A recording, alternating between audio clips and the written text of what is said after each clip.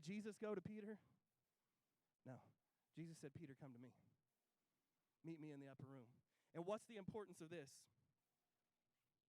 The importance is that failure, obviously, is not final. But also, give me just a second. After going to the upper room, an outpouring of the Holy Spirit happened later, right? And then on the day of Pentecost, who preached at Pentecost? Peter did.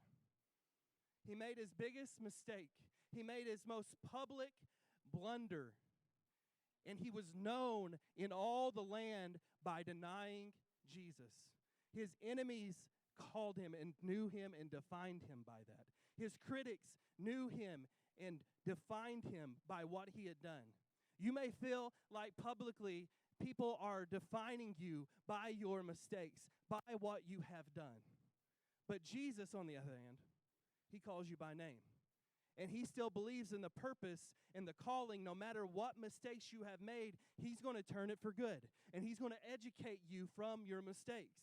And so what does Jesus do? He calls Peter back to the upper room. He meets with him, and then he ascends to heaven.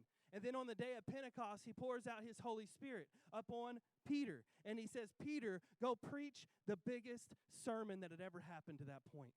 Thousands upon thousands upon thousands were saved that day by a man that made a mistake, by a man that denied his calling, by a man that denied Jesus. He said, come back, because grace isn't a license to keep going on what the path you're on. Grace is an invitation to come back.